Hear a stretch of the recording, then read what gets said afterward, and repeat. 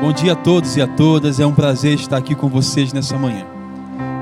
Nós estamos mortos de saudades de vocês, o nosso desejo é de que isso passe logo para que nós possamos abraçar e voltar a esse convívio, a esse relacionamento. Enquanto isso não acontece, a gente vai se encontrando nesses cultos online, né, que tem sido uma bênção para nós. Eu quero nessa manhã orar a Deus pelas nossas vidas, por tudo que tem acontecido em meio às nossas realidades mais adversas. Eu quero muito que nesse tempo o Senhor encontre os nossos corações e nos traga conforto acerca da palavra dEle, acerca da fidelidade dEle, acerca do controle que Ele detém em suas mãos. Pai, nessa manhã, que enquanto nós estivermos aqui cantando canções ao Teu nome, o nosso coração seja transformado, Senhor. E eu oro, Pai, para que esse irmão, essa irmã que está ouvindo, que está participando dessa reunião pela manhã, tenha o seu coração achado pelo Senhor, Pai. Eu oro, Pai, para que seja um tempo precioso, um tempo de edificação, um tempo, Pai, onde não somente a Tua presença vai se manifestar, mas as nossas vidas vão ser transformadas como consequência, Pai. Fique à vontade, tome o Teu lugar nas nossas vidas. Pai, abençoe, Pai, tudo que nós vamos fazer aqui, Pai. Que tudo que nós fizermos aqui sirva para exaltar o nome do Teu Filho. Em nome de Jesus. Em nome de Jesus. Amém.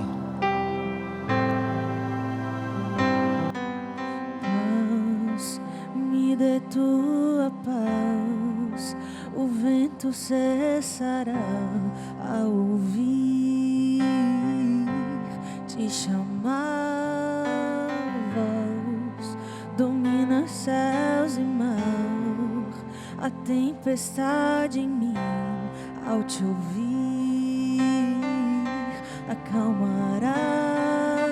Jesus, Jesus, as trevas estremecem. Jesus, Jesus, não temerei.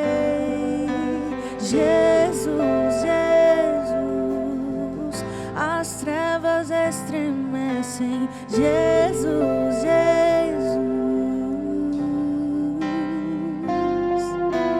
és o ar em meus pulmões, me chama a levantar outra vez, louvarei.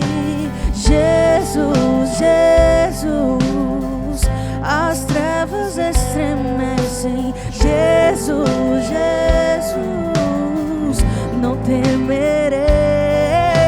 Jesus, Jesus, as trevas estremecem. Jesus, Jesus, declare isso na sua casa, diga: Jesus, Jesus, as trevas estremecem. Jesus, Jesus, eu não temerei.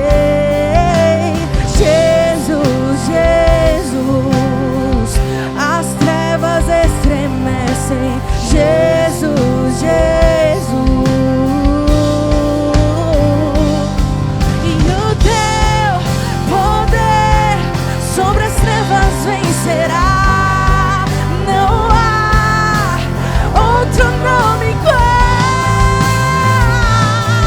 Tu vivo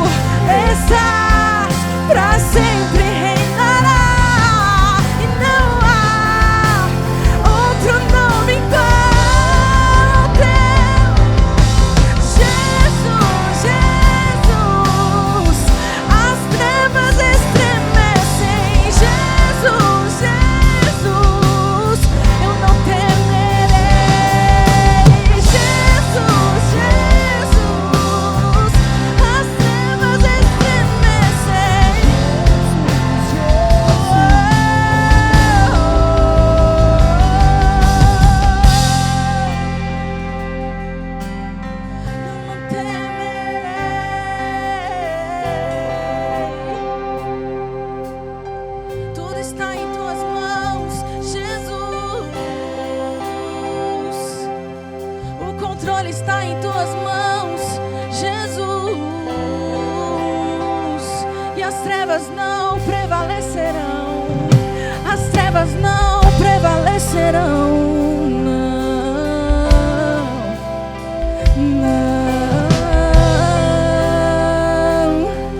Oh, diga Jesus, Jesus, Jesus. As trevas estremecem, Jesus, Jesus. Eu não temerei, Jesus, Jesus. As trevas estremecem, Jesus, Jesus. Diga mais uma vez o teu poder. O teu poder sobre as trevas vencerá. Não há outro nome igual. Tu vivo estás, pra sempre reinará. E não há outro nome igual. Jesus, Jesus, as trevas estremecem. Jesus, Jesus, não temerei. Jesus, Jesus, as trevas estremecem.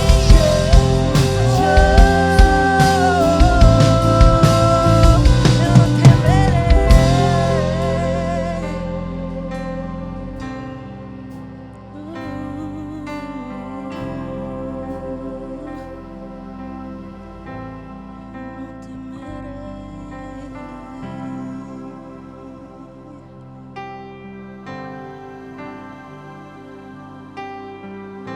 Tu és o meu fundamento, tu és a minha rocha inabalável.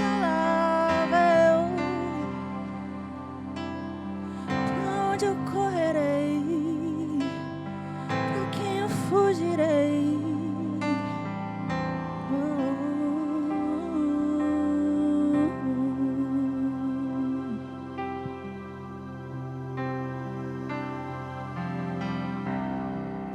Digno dessa canção, só tu és Jesus.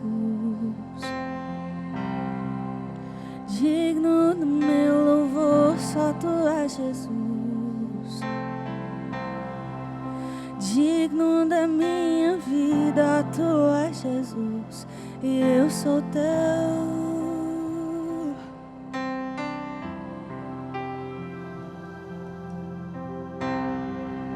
Nome que é sobre todos é o teu Jesus. Fonte da salvação, só tu és Jesus.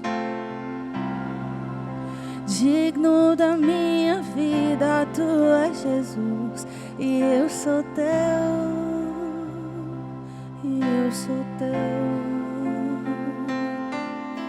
Santo, és incomparável, és inigualável.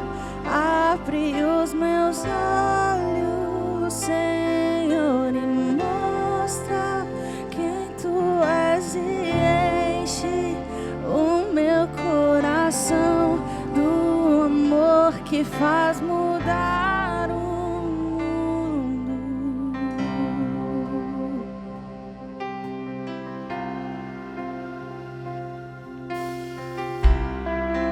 Digno dessa canção, só tu és, Senhor. Digno do meu louvor, só tu és, Senhor. Digno da minha vida, tu és, Senhor. E eu sou teu.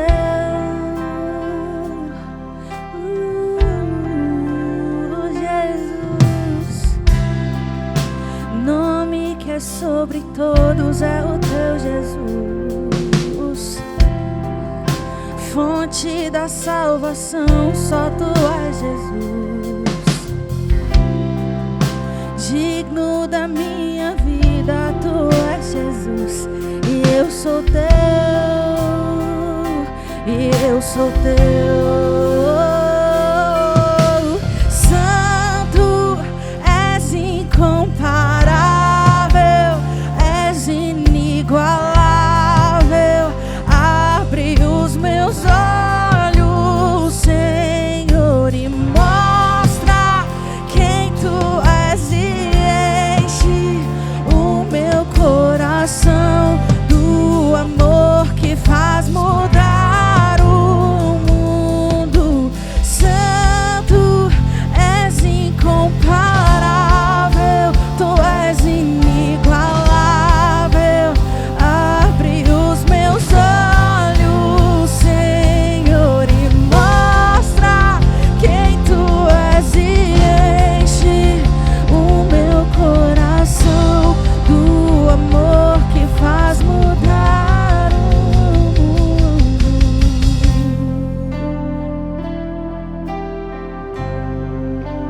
Tu és tudo pra nós, tu és tudo pra nós, Jesus.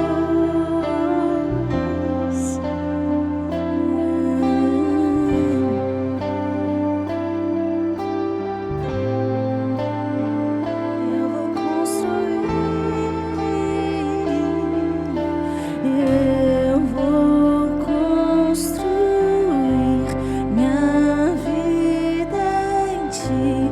Tu és meu fundamento e eu vou confiar somente em ti. Não vou ser abalado e eu vou construir minha vida em ti. Tu és o meu fundamento e eu vou confiar somente em ti. Não vou ser abalado e eu vou construir minha vida em ti. Tu és o meu fundamento e eu vou confiar somente em ti. Não vou ser abalado e santo, tu és incomparável. Abre os meus olhos, Senhor, e mostra quem tu és e enche o meu coração do amor que faz. Eu vou construir minha vida em ti. Tu és o meu e eu vou confiar somente em ti. Não vou ser abalado. Eu vou construir minha vida em ti. Tu és meu fundamento. Aleluia, aleluia. Senhor, tu és o nosso fundamento. Ser abalado. Nessa manhã, a nossa oração e os nossos corações cantam a Ti essa verdade. Nós queremos, Pai, como homens e mulheres sábios, construir sobre o Senhor. Seja o nosso fundamento nessa manhã, Pai. Seja a razão, Pai, o motivo. Direciona, Pai, as nossas vidas, Pai, para a Tua vontade. Direciona-nos, ó Deus. O que nós queremos é uma vida que aponte para o Senhor e também reflita o Senhor. Que em nossas vidas fique visível a Tua dignidade, a tua honra, o teu poder. Alcança os nossos corações, Deus. Aqueles lugares do nosso coração em que nós estamos distantes do Senhor. Alcança-nos, Deus. Transforma-nos, Senhor, para louvor da tua glória. Nós carecemos do Senhor nessa manhã. Nós carecemos do Senhor, Pai. Nós te honramos, nós te bendizemos, porque o Senhor é digno. Digno. Há dignidade no teu nome. Há dignidade no teu nome, Pai. Porque o que foi dito a respeito do nome de Cristo é que porque habitava nele tais sentimentos que o conduziu a sacrificar a sua vida. Por isso o Pai lhe deu um nome. Nome por meio do qual nós temos acesso a essa paternidade. Nome por meio do qual já não há mais vergonha. Nome por meio do qual não há mais acusação alguma. Nome por meio do qual os nossos pecados não têm mais poder sobre nós. Nome por meio do qual nós achamos graça. Nome por meio do qual não há mais melhor ou pior. Nome por meio do qual não há mais judeu e nem grego. Nome por meio do qual nós somos feitos filhos e filhas. É em torno desse nome que nós estamos nessa manhã. É por causa desse nome que nós nos reunimos. É por causa da tua fidelidade, da tua bondade que nos alcança mesmo quando os nossos olhos não veem. São os livramentos que o Senhor nos dá, Pai, mesmo quando a gente nem percebe. Ah, Senhor, nos dê um coração grato. Nos dê um coração disposto a agradecer, mesmo que por aquilo que os nossos olhos não viram ainda. Transforma-nos, Deus. Transforma-nos. Em nome de Jesus. Amém. Amém. Bom dia a todos e a todas que estão em casa. É um prazer estar aqui com vocês, é um prazer poder falar com vocês. Nós estamos cheios de saudades, estamos com saudades do cafezinho do seu Flávio agora de manhã. A gente está com saudade de abraçar o seu José Mário, Dona Terezinha. Estamos com saudade de tanta gente, né? Mas nós entendemos que nesse tempo precisa ser assim. Nós não anunciamos ainda, né? Mas pode ser que nas próximas semanas a gente comece um teste para voltar com os cultos presenciais, né? Eu não vou divulgar a data nem nada, porque nós não temos ainda tudo certo, estamos organizando, mas no nosso coração, o desejo é de nos organizarmos para voltarmos aos cultos presenciais com todas as medidas de segurança tomadas, em nome de Jesus. Amém, irmãos? Amém? Nessa manhã quero dar 2 avisos a respeito dos nossos G6. As células continuam acontecendo normalmente, então se você quer participar de uma célula, você tanto pode nos chamar em um desses contatos que vai estar aparecendo aqui ao longo dessa transmissão, ao longo desse culto, né? Então não fique sem participar de um GC, não fique mesmo, né? E você também quer participar do nosso curso, do nosso ensino aqui da Lagoinha Savassi, toda quinta-feira. Normalmente a gente está tendo os encontros do ensino por meio de uma plataforma online. Então, para participar também, vai aparecer aqui embaixo como você deve nos contactar.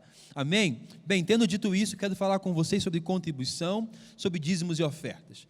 Para nós, nesse momento do culto, não é um constrangimento falar sobre contribuição, só é constrangedor quando nós linkamos automaticamente contribuir com dinheiro. Nós contribuímos de várias formas, a começar pelas nossas vidas, mas nesse momento nós chamamos a atenção de vocês também para esse investimento na expansão do reino de Deus. O desejo de Deus, segundo o profeta Ezequiel, é que todo ser humano, toda alma vivente chegue ao pleno conhecimento da verdade, que nenhuma se perca. Nós estamos aqui enquanto comunidade, enquanto Lagoinha Savassi, para propagar esse evangelho, propagar essa mensagem que nos permite alcançar o perdido, que permite que o perdido seja achado, que permite que os que já estão em comunidade possam ser transformados nesse processo que está só começando nas nossas vidas, né? a sua contribuição, a sua fidelidade nos permite viver toda essa realidade. Nós não queremos, enquanto pastores dessa casa, que você contribua com peso, que você contribua por medo, que você contribua por causa que tem um montão de nome de demônios que a gente está impondo a você, a fim de que você, por medo, dê algo para Deus. Não. Deus, Ele trabalha por princípios, né? Deus não quer que você dê algo a Ele por medo. Ele quer que você reconheça que o que você já tem é fruto da bondade dEle, ok? Tendo dito isso, eu quero te informar que vai aparecer as contas aqui, você pode fazer uma transação bancária, né? Nós estamos aqui durante a semana também, se você quiser vir aqui, entregar o seu dízimo, a sua oferta, vai ter gente aqui, né? Mas o melhor nesse tempo é uma transação bancária online, no celular, por aplicativo, como você preferir. Só envie seu comprovante para dízimo@lagoinhasavassi.com.br. Enquanto vamos cantar uma canção, você pode participar desse momento em nome de Jesus.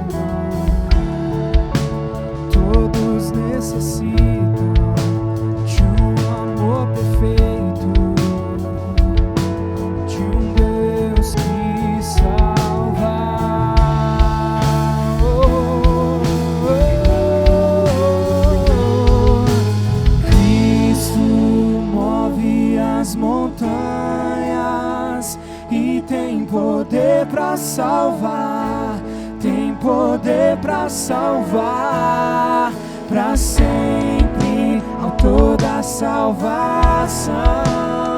Jesus a morte venceu, sobre a morte venceu.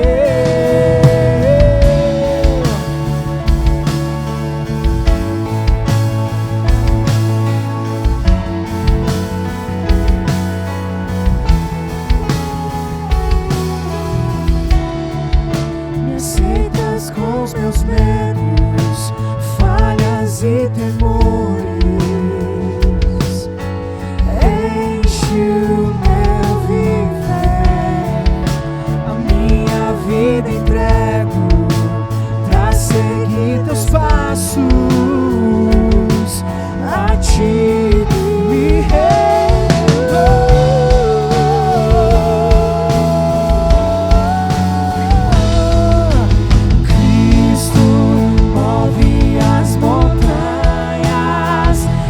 Tem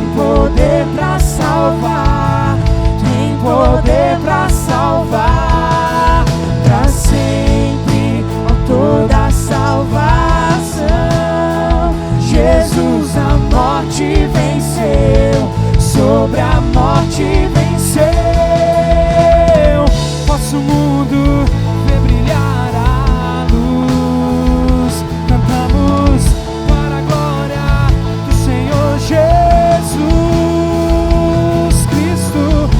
O mundo vê brilhar a luz, cantamos para a glória do Senhor Jesus. Cristo move as montanhas e tem poder para salvar, tem poder para salvar, para sempre, autor da salvação. Jesus a morte venceu, sobre a morte venceu.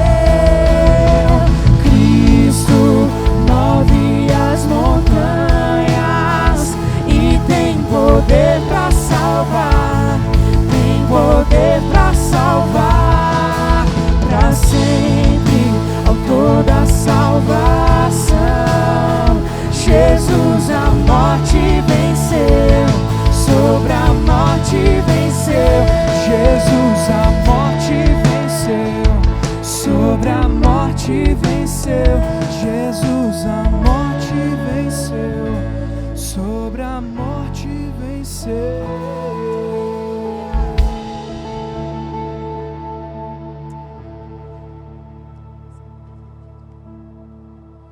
Pai, nós te louvamos e nós te bendizemos.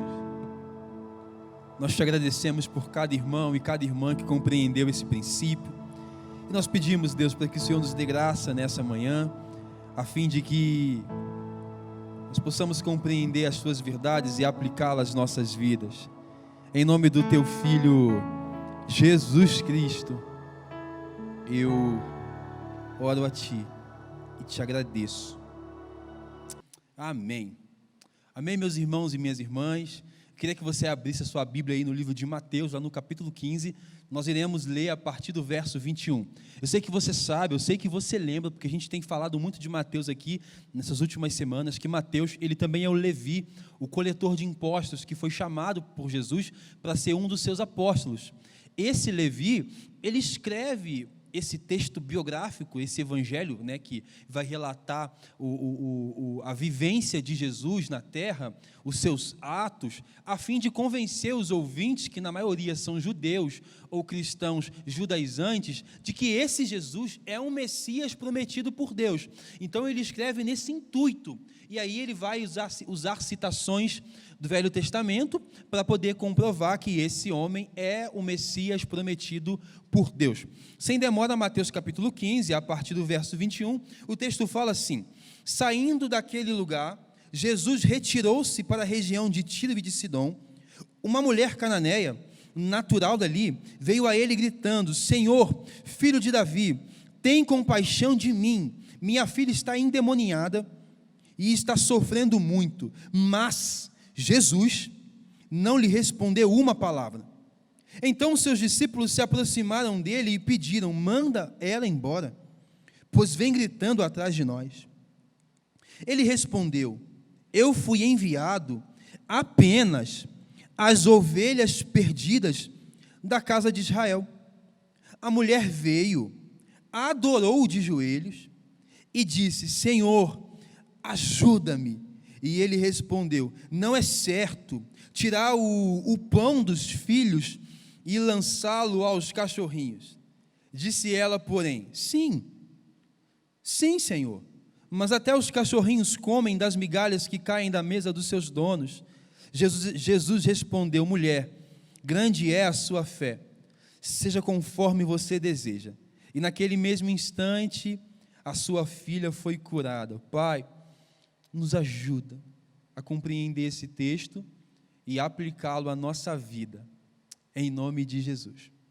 O texto relata para a gente aqui o encontro de Jesus com uma mulher, e não é um encontro qualquer com uma mulher qualquer. Cristo, ele sai do meio do seu povo e ele vai em direção a Sidom e a Tiro. Ele vai em direção a uma terra gentílica, um povo um povo que não era o povo de Deus, o povo gentio. Ele sai do lugar para onde ele foi enviado e chamado para poder pregar e revelar o seu poder e o seu reino, e ele segue em direção a um lugar onde estão aqueles que não são a priori as ovelhas de Deus, né? E lá ele encontra uma mulher. O texto vai dizer para a gente que assim que ele sai do lugar em que ele estava, ele chega em Tiro e em Sidom. Uma mulher cananeia, natural dali, veio até ele gritando: Senhor, filho de Davi, tem compaixão de mim, a minha filha está endemoniada e está sofrendo muito. Bem, a primeira participante dessa história que Mateus está contando para nós é uma mulher. A primeira ação desse texto é a ação de uma mulher, né? Não é uma mulher qualquer, é uma mulher cananeia. A gente sabe que quando Deus promete que colocaria o seu povo numa terra que manava leite e mel, né, que é essa Canaã, né, ali habitam os cananeus, que são um povo inimigo do povo de Deus, que o povo de Deus tem que expulsar esse povo. Esse povo que é expulso dessa região, eles se alojam na região de Tiro e eles continuam, né? Então, a primeira informação que o texto nos dá a respeito dessa participante, dessa mulher, é que ela é uma mulher cananeia, é uma mulher gentia, é uma mulher que não tem uma boa origem, é uma mulher que não faz parte do povo de Deus, uma mulher que não faz parte dos filhos de Israel, é uma mulher que Cristo, a priori, não tem compromisso com ela, ok?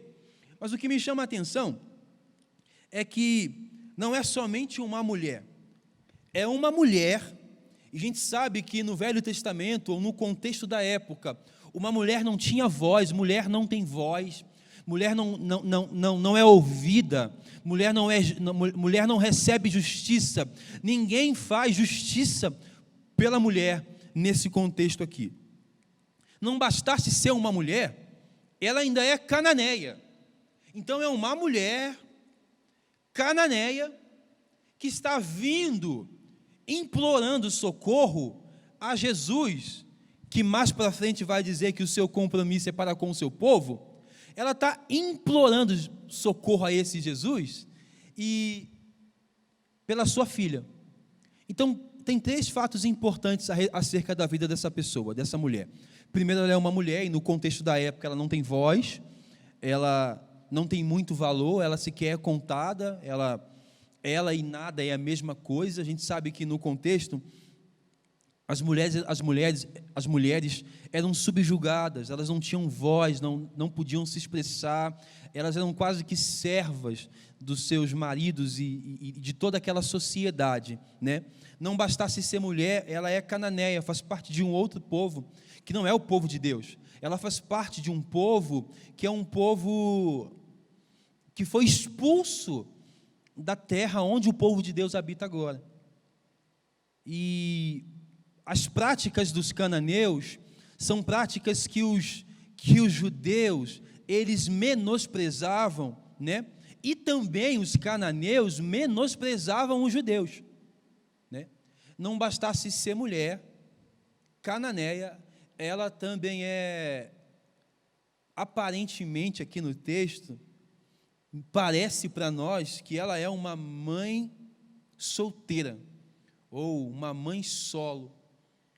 Uma das coisas que me subiu à cabeça quando eu li esse texto foi a pergunta de onde está o pai dessa criança, onde está o esposo dessa mulher. Não tem. É uma mulher que tem que correr atrás de justiça com as suas próprias forças, porque senão ninguém faz por ela. Ela se aproxima de Jesus, ela rompe todos os costumes dela, e ela rompe até os costumes de Cristo, se aproxima dele, e ela grita: Senhor, Jesus, filho de Davi, tem compaixão de mim. Minha filha está endemoniada e está sofrendo muito. Quando essa mulher chama Cristo de filho de Davi, chama esse Jesus, o nosso Cristo, de filho de Davi, faz sentido que ela saiba o que ela está falando a partir do que ela talvez tenha ouvido de alguém, né? Porque os judeus, ou para os judeus, é muito claro que Jesus é o filho de Davi. É muito claro que o Messias viria dessa linhagem. Mas para essa mulher, que fazia parte de um outro povo, como que ela pode dizer com tanta convicção que esse Jesus é o filho de Davi? Como que ela pode declarar filho de Davi? Mas fato é que ela diz filho de Davi, e fato é que de alguma forma ela conhece a história da religião dos judeus. De repente, ela sequer acreditava de verdade, ou ela sequer tinha muita informação acerca desse tal filho de Davi, mas ela viu nele a possibilidade de alguém que pudesse fazer justiça por ela, porque ela é uma mãe que aparentemente não tem um esposo, ela é a mãe de uma criança que aparentemente não tem um pai, né? E essa criança está quase morrendo talvez, e aqui o que fica para nós latente é o clamor de uma mãe, é o pedido de uma mãe, uma mulher cananeia, possivelmente mãe solo. O teor do pedido dela, olha a profundidade do que ela pede. Ela não pede por si, ela não se aproximou desse Jesus que ela chamou de filho de Davi pedindo algo para ela. Ela está pedindo pela filha. Jesus, tenha compaixão da minha filha, ela está endemoniada, está sofrendo muito. Eu acho que não há nada tão profundo e tão lindo nesse plano em que a gente vive do nesse plano em que a gente vive do que um pedido de uma mãe. Quando essa mulher fala assim: tenha compaixão da minha filha, ela coloca todo o coração dela, toda a esperança e toda a motivação para viver nesse pedido. Você que é mãe, por exemplo, e está me ouvindo, imagine você com o seu filho, com a sua filha, sofrendo muito, e você ouve dizer rumores de que tem um judeu que está causando um alvoroço pelas suas obras e pela sua pregação, e que esse judeu, ele saiu do seu povo, e ele está na sua cidade, ele está ali perto. Essa mulher, quando ela ouve essa notícia, ela se agarra a essa notícia como uma raiz de esperança, e ela vai correndo até Cristo, e o que ela fala é o seguinte: tem compaixão de mim, a minha filha está prestes a morrer, minha filha está sofrendo muito. A profundidade desse pedido é revelada pela proporção do amor de uma mãe. E aí ela pede assim: me ajuda, como se ela dissesse, me ajuda. E o texto vai dizer para nós que, após ter pedido isso, Cristo não lhe respondeu nenhuma palavra. E quando você lê isso na Bíblia, que ele não respondeu nada, a priori você pensa assim que ele ignorou o que ela disse, ele foi indiferente.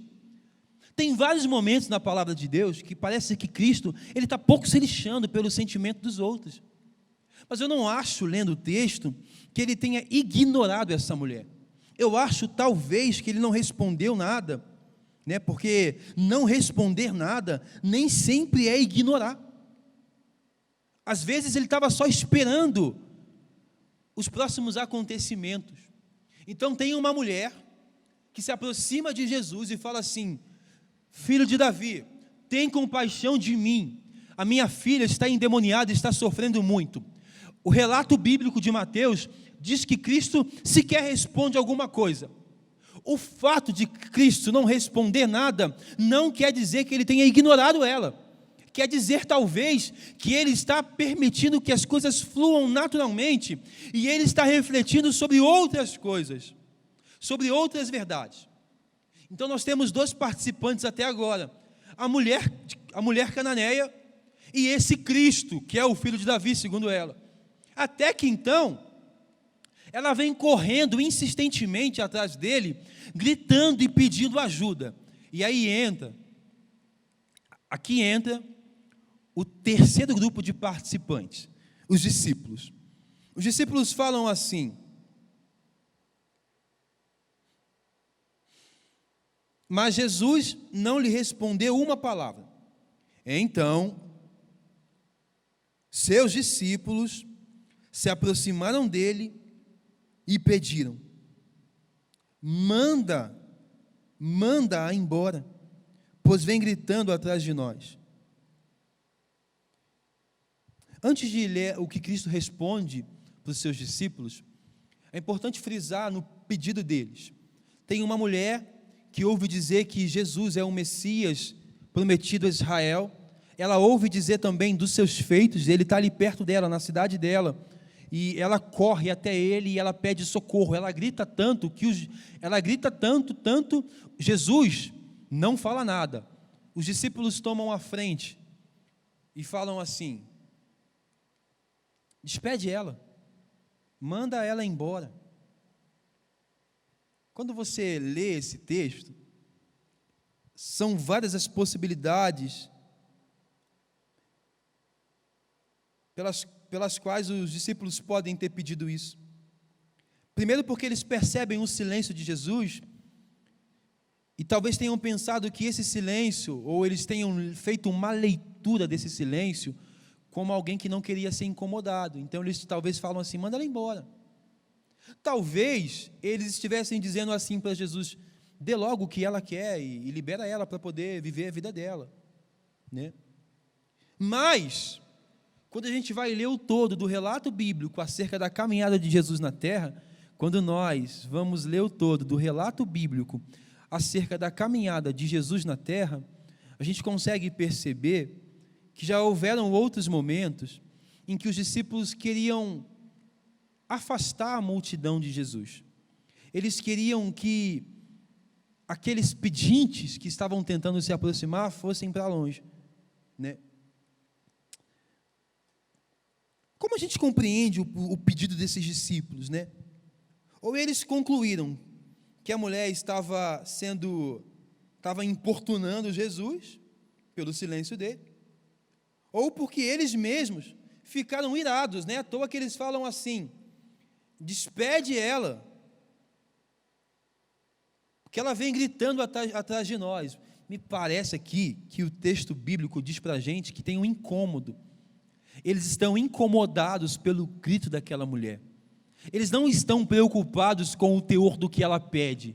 O que incomoda eles é o pedido, o que incomoda eles é a insistência, o que incomoda eles é o fato dela estar seguindo eles, pedindo a Jesus para que cure a sua filha.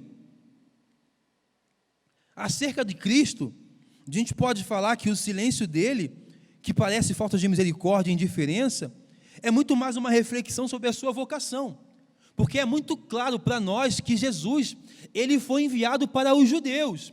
Então, na terra, o seu ministério específico era para um povo, a fim de que esse povo o negasse, para que isso fosse distribuído até nós, né? E possivelmente Cristo não tinha a incumbência da parte de Deus de realizar sinais, milagres e prodígios numa terra estranha. E eu sei que você vai pensar assim: mas eu já vi Jesus curando pessoas que não faziam parte do povo de Israel. Sim, dentro da terra dele. Ele está na sua terra, no meio do seu povo, realizando sinais, até mesmo para gentios que estão na sua terra.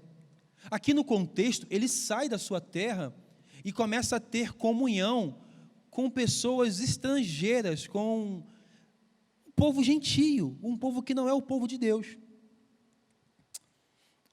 E a resposta que ele dá para esses discípulos que estão pressionando ele para despedir essa mulher, porque ela está causando um incômodo, a resposta que ele dá é assim: eu fui enviado apenas às ovelhas perdidas de Israel. Aqui se reflete a vocação terrena de Jesus. Ele foi enviado para as ovelhas de Israel. Cristo foi enviado para os judeus, ele foi enviado para o seu povo. Existe um trajeto, um traçado nessa história que Deus está escrevendo, onde Cristo, ele precisa se revelar para o seu povo, a fim de que a partir dessa revelação, ele pudesse alcançar os demais povos. O que ele está respondendo para os seus discípulos é algo do tipo assim: olha, eu não tenho compromisso de realizar sinal algum diante desse povo ou diante dessa mulher, porque o meu compromisso são para com os da minha casa, são para com os da minha terra, o meu compromisso é para com os judeus. É isso que ele está dizendo. E aí nós temos então 3 pessoas, ou 3 grupos que estão participando desse diálogo aqui. Uma mulher insistente, pedindo que Cristo cure a sua filha. Nós temos Cristo que não responde nada a ela. Temos discípulos que estão insistindo para Jesus fazer algo e mandá-lo embora. E tem Cristo de novo respondendo para os seus discípulos: eu fui enviado para as ovelhas da casa de Israel. Aí, os discípulos saem de cena, eles ficam ali, mas no relato bíblico eles saem de cena. Aparece novamente a mulher, e ela começa um diálogo com Jesus. Ela ouve Cristo respondendo para os seus discípulos assim: eu fui enviado para as ovelhas perdidas de Israel. Então ela vem, se ajoelha e adora a Cristo. Ela o adora ajoelhada. E ela fala assim: Senhor, ajuda-me. Mesmo tendo ouvido o que ela ouviu, mesmo sabendo ela que ela não fazia parte desse povo para quem Cristo veio, mesmo sabendo ela, a partir do que ele falou, que ele não tinha compromisso com ela, ainda assim ela vem, adora ele de joelhos e fala assim: Senhor, ajuda-me. É como se ela depositasse ou transferisse para ele, é como se ela dissesse assim, nessa adoração: o Senhor é o único capaz de fazer justiça à minha causa. Não há ninguém que possa justificar, que possa resolver essa pendência. E eu reconheço com esse meu pedido que você é o Senhor, e que você é o prometido desse povo, que não é o meu. É como se ela dissesse assim: eu sei que eu não mereço, né? Eu sei que eu não sou digna, eu sei que o Senhor não veio para mim. Eu acabei de ouvir o Senhor falando que o Senhor veio para o seu povo, para as ovelhas da casa de Israel. Eu não faço parte desse povo, mas Senhor, ajuda-me. E aí Cristo fala assim com ela: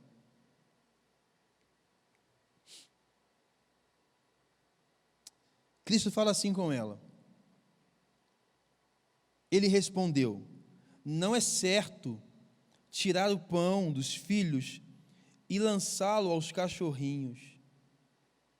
Ele está usando aqui uma metáfora para poder falar dela, para poder falar dessa relação. Não é lícito, não convém tirar o pão dos filhos e dar para os cachorrinhos, né? Ele está dizendo que tudo que ele tem, tudo que ele traz consigo, é para um povo específico, e não convém, não é lícito pegar o que é desse povo e dá para quem não é desse povo, e dá para quem não merece, ou melhor, e dá para quem não faz parte da aliança que Deus fez com Abraão. E aí, quando ele fala aqui sobre filhos, não nos convém tirar o pão dos filhos. Os filhos são, ou é o povo de Israel, é o povo para quem ele veio. E esse cachorrinho, ele não fala no teor de uma forma pejorativa, como se ela fosse uma cadela sem valor. Ele não está humilhando ela, né? Ele fala assim, ele está como que narrando uma história. Não convém tirar o alimento da boca das crianças, dos filhos, e dar aos animais de estimação para que eles comam, né? Aqui, esse cachorrinho nada mais é do que um animal de estimação que deve ser cuidado, que precisa também de cuidado, mas na ordem de importância, primeiro importa ao Cristo alimentar os da casa de Israel. Ele fala isso para ela, e aí ela vem com uma resposta que talvez ele mesmo nem esperava. Ela fala assim: disse ela, porém, ela respondendo ao que ele disse: não convém, não é certo tirar o pão dos filhos e lançá-lo aos cachorrinhos. Disse ela, porém: sim, Senhor, mas até os cachorrinhos comem das migalhas que caem da mesa dos seus donos. Olha a resposta dessa mulher. É uma mãe aflita, que está a ponto de perder a sua filha, que recorre a um homem que só tem responsabilidade com o seu povo, porque nós sabemos que João capítulo 5, verso 19, vai dizer que o filho não faz nada de si. Apesar da compaixão que há no coração de Cristo, apesar do amor, apesar da disposição dele de fazer o bem, o compromisso dele é com o propósito do Pai. Apesar disso tudo, ele responde para ela como alguém que diz assim: mulher, eu não tenho compromisso contigo, eu não posso tirar o que meu pai me deu para fazer pelos meus e fazer por você. E ela fala assim: eu sei, sim, Senhor, mas até os cachorrinhos, ela fala assim, mas até os cachorrinhos comem das migalhas, ou comem daquilo que sobra, ou comem daquilo que é excesso, aquilo que cai da mesa. Olha a posição que essa mulher se coloca. Eu fico pensando sobre mim, eu, Rafael, eu no lugar dessa mulher, ouvindo Cristo falar sobre não ser lícito tirar o pão dos filhos e dar para os cachorrinhos, eu não sei se eu aguentaria tamanha humilhação. Eu não sei se eu entenderia da outra forma, que é a forma correta. Ela não se sentiu humilhada a ponto de abdicar, a ponto de deixar de insistir naquilo que para ela é mais importante. Ela está tão focada na necessidade de que a sua filha seja curada, que ela não tem medo de se colocar na posição de uma cachorrinha. E ela fala assim: eu sei, Senhor, o Senhor está certo, mas até os cachorrinhos comem das migalhas que caem da mesa. Eu não quero, o que ela está dizendo é assim: eu não quero que o Senhor dê para mim o que é deles. Eu quero ser alcançada com o excesso daquilo que é teu. Daquilo que é teu, sabe? Se tiver um resto para mim, eu sei que nesse resto existe poder para alcançar a minha filha. Olha só um coração de uma mãe, o que é capaz de fazer. Ela está pouco se importando as qualificações, o que os outros vão pensar, o que os discípulos estão pensando acerca dessa questão de cachorrinho. Ela está pouco se importando com isso. Ela está focada numa coisa, no pedido que ela fez. Ela tem convicção de quem esse homem é e ela sabe o que ela veio pedir. Ela não veio pedir o que é ela não veio pedir o que é dos judeus. Ela veio pedir o que pode superabundar para ela. Eu sei que isso é deles. Será que sobra algo para mim? Será que existe uma migalha, um farelo que caindo da mesa pode transformar a minha vida? E aí Cristo responde assim: Jesus respondeu: mulher, grande é a sua fé, seja conforme você deseja. E naquele mesmo instante, a sua filha foi curada. Ouça a resposta de Jesus: mulher, grande é a sua fé, seja conforme você deseja. E naquele mesmo instante, a sua filha foi curada. Nós temos aqui uma mulher que não faz parte do povo de Cristo, com quem Cristo não tinha compromisso, e ele não precisava fazer o que ela estava pedindo. Ele foi enviado para os seus. Mas se João descreve bem, se João relatou bem acerca do chamado e ministério de Jesus, o que João fala em João no capítulo 10, lá no verso 16 é: eu tenho outras ovelhas. Nas palavras de Jesus, eu tenho outras ovelhas que não são desse aprisco. Nós podemos aprender algumas verdades com o exame desse texto. Primeiro, nós não podemos ser como os discípulos, nesse caso.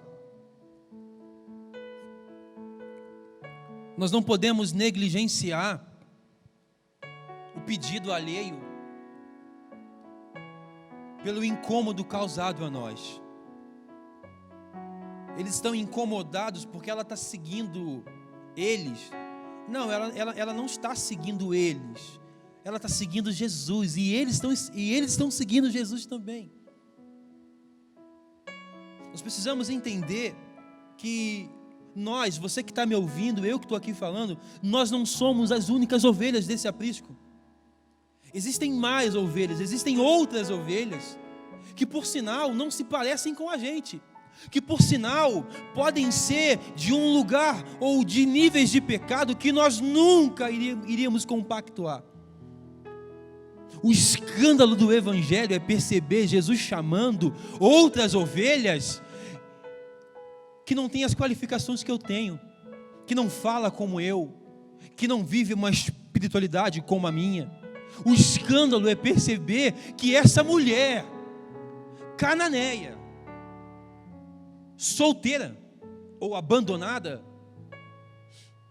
o escândalo é perceber que apesar de naquele plano ali imediato, ela não fazer parte do propósito de Jesus, no plano eterno, ela era chamada de ovelha também. Nós não podemos ter um olhar como os discípulos que julgam a origem, julgam a natureza, julgam o clamor. Qual que é o clamor que deve ser ignorado por Jesus? Por que eles achavam no seu coração que Cristo deveria ignorar o clamor dessa mulher? Porque ela era gentia? Porque era uma mulher? Porque não tinha aparentemente um marido? O segundo ensinamento que esse texto traz para nós e nos convida a uma prática é entender o tempo de Deus, o propósito de Deus. Deus não vai se amoldar aos nossos parâmetros e padrões para cumprir as nossas vontades. Deus não vai antecipar os seus desígnios ou atrasar por causa da nossa vontade. Existe uma mãe que está com uma necessidade aqui, e Cristo não tem compromisso de fazer o que ela está pedindo. Ele só vai fazer o que ela está pedindo se o Pai lhe permitir. Essa mulher nos ensina a ser um cristão ou uma cristã maduro, sabe? O crente que pede a Deus, que ora a Deus e entende que Deus faz quando Ele quiser, se quiser fazer, no tempo dele. E aí a última pessoa do texto a nos ensinar é Jesus. Ele revela o propósito para o qual Ele existe, Ele revela a sua vocação, Ele é claro, Ele é verdadeiro. Ele fala: mulher, eu não vim para você. Ele olha para os discípulos e fala assim: eu não tenho compromisso com ela. Mas ao perceber uma permissão do Pai, Ele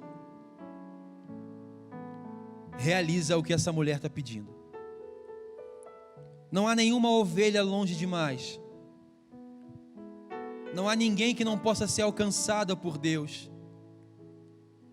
E Deus não te alcançou e não me alcançou, Deus não me fez discípulo dele, porque existe em mim mérito em detrimento ao outro. Talvez nós nos deparamos com um evangelho ou com uma pregação que nos torna seres tão qualificados a ponto de menosprezar as ovelhas que não foram ajuntadas nesse mesmo aprisco onde nós estamos. Os discípulos às vezes olham para aquela mulher, talvez tenham olhado para aquela mulher como alguém que dissesse assim: ela não merece, ela não faz parte do povo, está aí insistindo. Agora, quando João fala: eu tenho outras ovelhas que não estão nesse aprisco, quando João relata essas palavras de Jesus, ele está nos dando a segurança de que Cristo, Ele tem poder para alcançar quem quer que seja, onde quer que esteja, apesar do que tenha feito. E não há ninguém que não possa ser alcançado por Ele. Ele morreu para que nós tivéssemos vida, e não para que nós, uma vez nessa realidade de discípulos, pensássemos ser melhor do que alguém. Se Cristo conseguiu ouvir uma mulher cananeia, Ele pode ouvir qualquer um de nós. Qualquer um de nós. Eu quero muito que nessa manhã você perceba nesse texto uma mulher que implora, um Cristo que está certo, que está convicto do seu chamado. Queria que você percebesse também que às vezes a gente, enquanto discípulos desse Cristo, nós podemos ser um empecilho entre Ele e as outras ovelhas. Que a gente nunca estabeleça parâmetros e padrões de quem Cristo pode alcançar ou não. Que nunca seja um incômodo para a gente, um clamor de alguém que não faz parte do nosso grupo religioso. Deixai vir a mim, foi o que ele disse acerca das crianças, e é o que certamente está no coração dele aqui acerca dessa mulher. Deixem-na vir até mim. Deixem essa mulher vir até mim, apesar dos seus discípulos. E nós cantamos aqui que todos necessitam de um amor perfeito, perdão e compaixão. Todos quem? Todos eu, porque sou evangélico? Todos você, porque tem a sua religião, vai aos cultos, entrega o seu dízimo? Todos necessitam de perdão. Todos necessitam desse encontro genuíno com o Senhor. Todos necessitam de graça, de esperança e de Cristo, porque Cristo é quem tem esse poder para salvar. Existem outras ovelhas diferentes de nós, nenhuma melhor, porque o sacrifício de Jesus nos nivela e nos coloca nessa realidade de iguais. Nós vamos cantar uma canção e depois vamos orar uns pelos outros, a fim de que no nosso coração nós saibamos que enquanto essa mulher nós temos acesso a esse Cristo.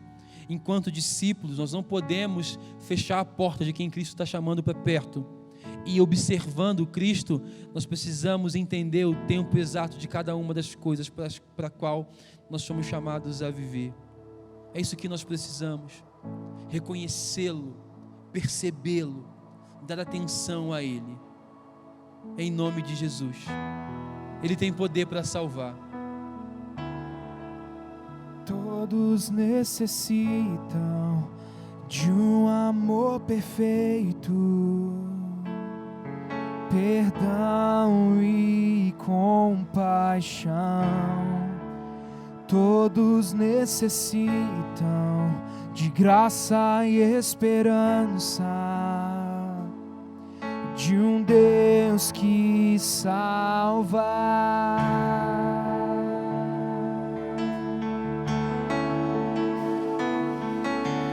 Cristo move as montanhas e tem poder para salvar, tem poder para salvar, para sempre, autor da salvação. Jesus a morte venceu, sobre a morte venceu.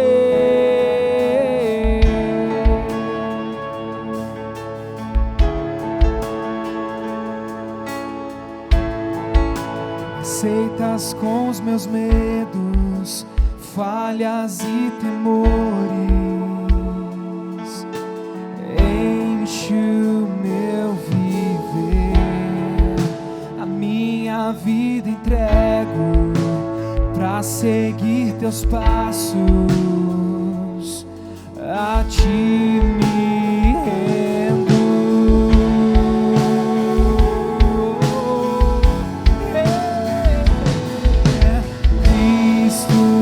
Move as montanhas e tem poder para salvar, tem poder para salvar, para sempre, autor da salvação. Jesus a morte venceu, sobre a morte venceu. Posso o mundo ver brilhar a luz, cantamos para a glória do Senhor Jesus. Cristo, nosso mundo vê brilhar a luz, cantamos para a glória do Senhor Jesus. Cristo move as montanhas e tem poder para salvar, tem poder para salvar, para sempre, autor da salvação. Jesus a morte venceu, sobre a morte venceu. Senhor, nos dê graça nessa manhã, graça para entendermos esse livre acesso que temos ao Senhor, graça para entendermos que nós não somos as únicas ovelhas desse aprisco, graça para receber de braços abertos as ovelhas do Senhor, apesar de quem elas possam ser. Nos dê graça, Deus, para entender que nós não somos melhores que ninguém, a ponto de nos tornarmos o pedágio entre o Senhor e as ovelhas. Nos permita ter compaixão daqueles que se aproximam clamando pelo Senhor e pelo Teu nome, ou a partir do Teu nome. Nos faz compreender, Pai, quem o Senhor é, como funcionam os teus tempos, os teus métodos, para que a gente não subestime o teu poder, Pai, e não tente te obrigar a fazer e ser aquilo que não é real e não é o que acontece ou o que o Senhor quer de fato. Mas que, sobretudo, nós enquanto igreja, enquanto comunidade cristã, enquanto Lagoinha, que nós saibamos, Pai, que existem outras ovelhas que não são desse aprisco aqui e que não são como nós, são diferentes, são diversas, e que aprove ao Senhor, pela morte do teu filho, convidar essas ovelhas a participar do teu reino. Pai, nos dê graça nesses dias para olharmos para cada pessoa como se essa outra pessoa fosse uma ovelha, e a partir daí possamos medir o que falamos dessa pessoa, o que pensamos sobre esta. Obrigado, Senhor. Obrigado porque nós que estamos aqui fomos beneficiados pelas migalhas que caíram da mesa dos judeus. Obrigado, Pai, porque não era para nós. Nós não éramos teu povo. Nós não éramos teus. E hoje aqui nós podemos dizer, nós somos teus. O que nos permite dizer que nossa família é tua, que os nossos filhos, esposa, marido, tudo é teu. O que nos permite dizer que tudo é teu é a realidade de que a tua graça, ela não foi um privilégio dos judeus, ela nos alcançou também. Que o Senhor nos abençoe, nos dê graça para compreendermos essa verdade, a verdade de que Ele é o Senhor das nossas vidas. Existem outras ovelhas além de você, além de mim, né? E se você está nos ouvindo e você acha que você não pode ser uma ovelha do aprisco de Jesus pelas suas práticas, eu também não poderia. É graça de Deus, são migalhas que caíram da mesa. Deus abençoe você, uma ótima semana, um ótimo domingo. Fiquem com Deus.